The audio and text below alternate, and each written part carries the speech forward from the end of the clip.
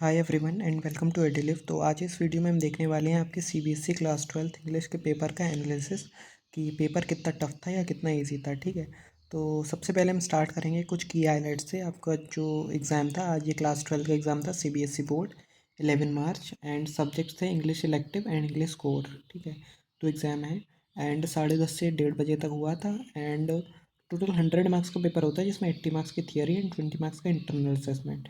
And अब थोड़ा सा डिफ़िकल्टी लेवल की बात करते हैं। तो देखो, जो इंग्लिश का इलेक्टिव पेपर था वो मॉडरेट था, ठीक है, बट जो इंग्लिश का कोर था वो इजी टू मॉडरेट में आप डालेंगे, क्योंकि जो मॉडरेट जो इलेक्टिव पेपर था उसमें मतलब ना टफ थे ना इजी क्वेश्चन थे, हाँ एवरेज लेवल के थे। बट जो कोर था उसमें कुछ क्वेश्चंस इजी थे भी थे एंड मॉडरेट थे। तो ठीक है, अब हम थोड़ा सा एग्जाम पैटर्न की बात कर लेते हैं। ठीक है, सीबीएसई क्लास 12 की 3 सेक्शन में पेपर आया था। रीडिंग स्किल जो 20 to 22 मार्क्स कवर किया था। ठीक है, इसमें आपके ये कॉम्प्रिहेंशन पैसेज आ जाते हैं, अनसीन पैसेज, ये सब चीज़ें। ठीक है, इसके रिलेटेड।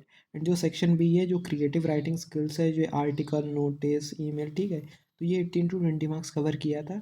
एंड जो सेक्शन सी है literature, text books and supplementary reading text, ये कुछ 40 मार्क्स का आया था। इसमें आपके जो स्टोरीज, पोएम्स, प्लेज हैं, इनके जो क्वेश्चन आंसर्स आते हैं जो आप पढ़ते हैं ना, तो ये उस सेक्शन में आते हैं। तो इसमें क्लोज टू 40 मार्क्स का आया था। ठीक है, एंड अब हम चलते हैं सेक्शन वाइज एनालिसिस करते हैं। ठीक है, तो सबसे पहले देखेंगे अनसीन पैसेज कॉम्प्रिहेंशन का, कि तो स्टूडेंट्स ने फीडबैक दिया था कि students were able to find the answers to the questions directly from the passage. ठीक है, अगर कोई क्वेश्चन आया है तो ईजिली उसके आंसर पैसेज से मिल रहे थे, कोई टिपिकल या ट्रिकी क्वेश्चन नहीं था और ना ही पैसेज इतना ट्रिकी था, ईजी टू सॉल्व था। ठीक है, एंड अब सेकेंड सेक्शन था क्रिएटिव राइटिंग टास्क, जिसमें आपके नोटिस, लेटर, आर्टिकल, ये सब चीज़ें आती हैं। तो इसका अगर आप देखेंगे कि writing section was a bit lengthy but with good time management it was manageable. ठीक है, थोड़ा सा लेंथी आता है ये सेक्शन हमेशा की तरह, नोटिस, लेटर, आर्टिकल, बहुत सी चीज़ें होती एंड मार्क्स कम होते हैं, तो आपको प्रॉपर टाइम डेडिकेट करना पड़ता है हर एक पार्ट में, and time management is a big thing here. ठीक है, अगर आप अच्छे से टाइम मैनेजमेंट करेंगे तो आप इजीली पूरा पेपर सॉल्व कर लेंगे। ठीक है, एंड थर्ड था लिटरेचर बेस्ड क्वेश्चन, जो शॉर्ट एंड लॉन्ग आंसर्स आते हैं short stories, poems and place से।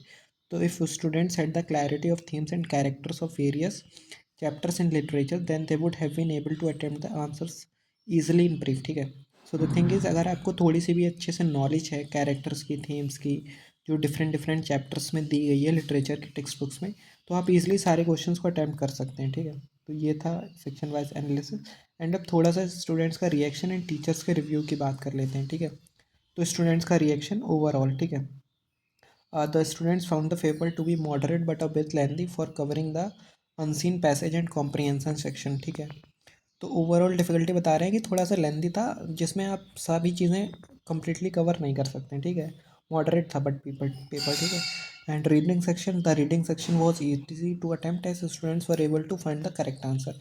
ये सेक्शन काफ़ी ईजी रहा था क्योंकि इसके सभी आंसर ईजिली मिल रहे थे। ठीक है, and writing section, the writing section needed time management along with answering the questions with brevity and clarity। okay, तो इसमें थोड़ा सा टाइम मैनेजमेंट का इशू रहा था।